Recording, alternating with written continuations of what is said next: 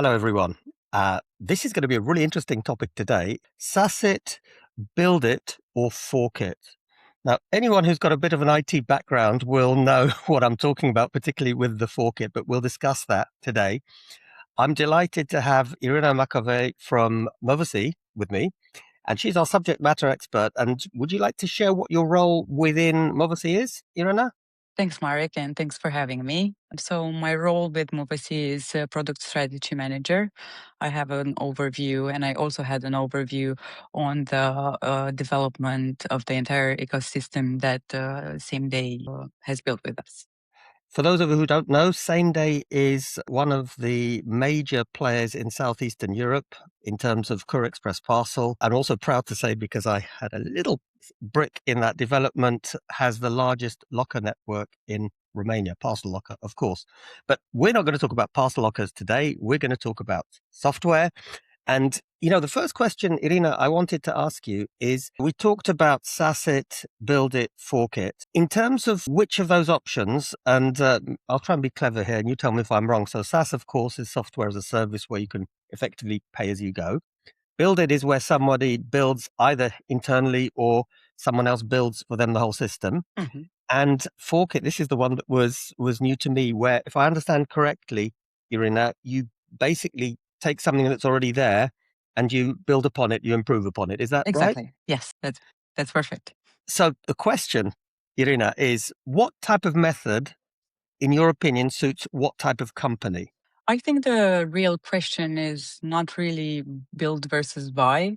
It depends on what you want your team to focus on. If we take small players, it's about speed and low risks, right? While larger organizations need more control. And to be honest, they don't need to own every line of the code. For example, at Movacy, we do just that. You get a proven platform that's ready to go, but enough API flexibility that you can build upon it. So just to maybe dig a bit deeper. So and this makes a lot of sense to me. If you're a relatively small player, I assume that you can and you need to accept a little bit more of pre-prepped stuff. So it will be maybe more of a SaaS model. Also, Yes. for cost reasons, it's likely to be a SaaS model.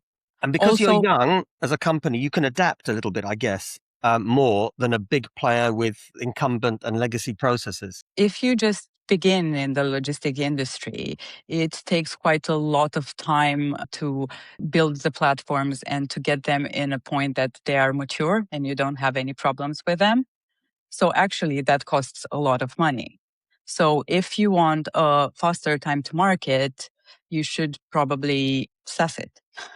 And behind that SaaS, there's actually you're buying a lot of knowledge and experience. So a company like Movacy is going to have systems that you've tested, you've built over years, and Yeah. somebody can effectively, Irina, correct me if I'm wrong, but fast track or sort of jump over all of that learning curve and not only get the benefits of that experience, but also avoid the pitfalls that came on the way. True, that's exactly what's happening. If I remember around 8 years ago when I started with Movacy, it was quite a long way as we learned a lot. We had a lot of fails, a lot of optimizing, a lot of work and rework, because that's how you learn, especially in an industry that is so fast paced. And if you don't adapt quickly, you can't keep up with other competitors. Absolutely. So effectively, it's a great thing for a smaller or newer business to fast track developments, to take out as much risk as possible, and actually not to have too much upfront cost, because it's obviously a lot cheaper than seeking to build everything yourself. Let's go on to the other extreme, which is basically build everything. And I understand in that model, you either, if you have a huge in-house tech team, which I had at Amazon, they tend to build most of it themselves. But you may have a scenario where you actually outsource for somebody else to build. Let's talk about that a bit. Which sort of scenarios can you see that working in, and which of the two options, build in-house or buy effectively the build? What would you say are the scenarios which fit best for different types of companies? I think the trap of building internally is that the first version that you launch, the MVP, is the easy part.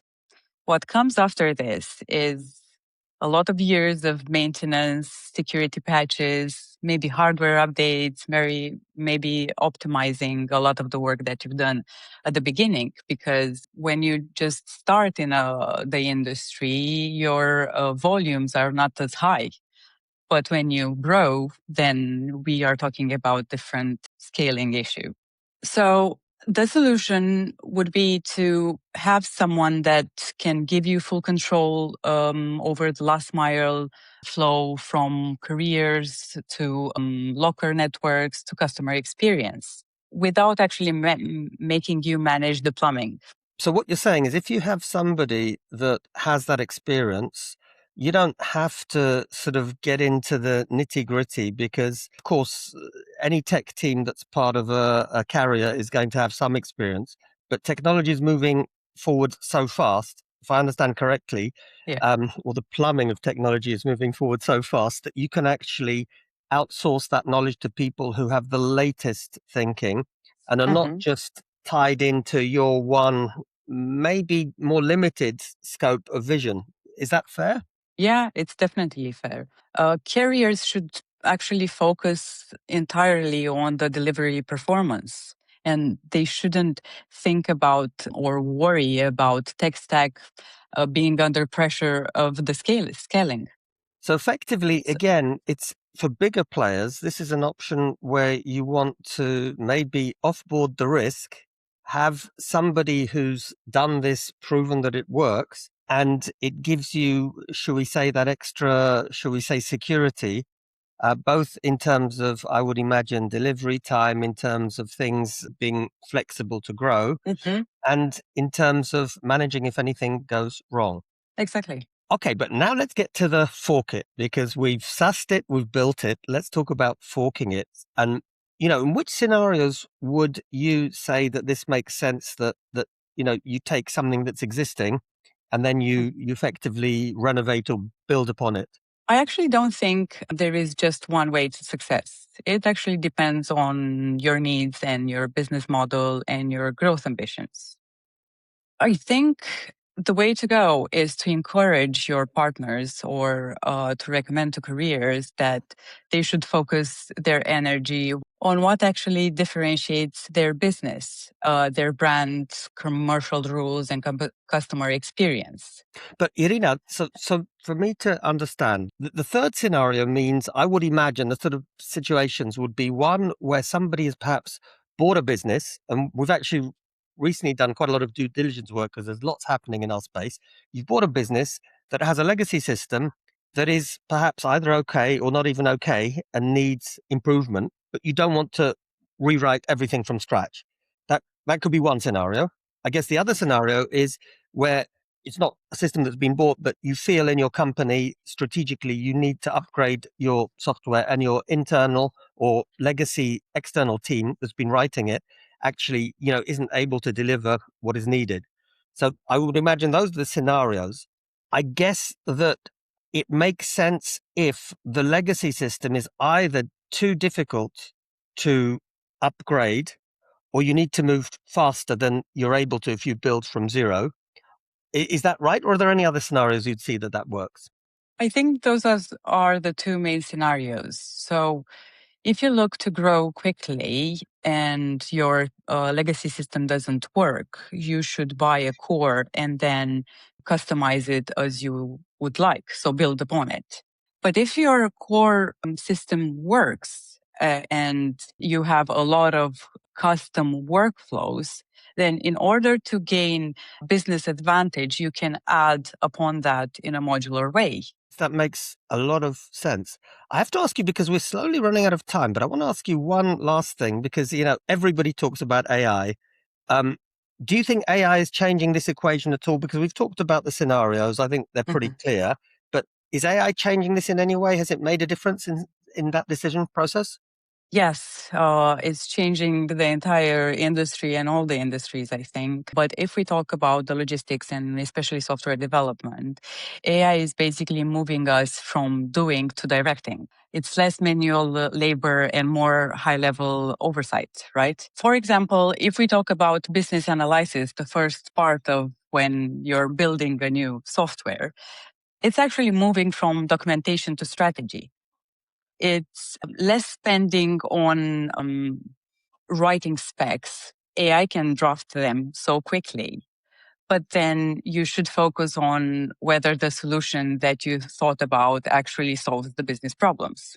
If we talk about coding, you're no longer writing every line of the code, but you're actually reviewing the code. AI handles the repetitive syntax while you focus on the architecture and the logic behind the business and what you should do. So effectively, Irina, it doesn't change the discussion we have. It just makes parts of it easier, and it makes it probably less, shall we say, prone to error, because the machines can do a lot of the manual work. So, Yeah. so AI, as I understand it, makes the process more efficient. Probably AI could even help you choose, in your case, which option is most appropriate. Are there any last thoughts you might have if you were going to share with the viewers on, in this scenario, what is your golden nugget that they should bear in mind?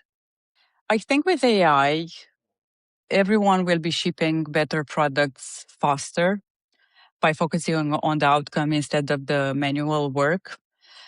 But I think the real competitive edge is having a team or a partner that has the deep business and industry knowledge.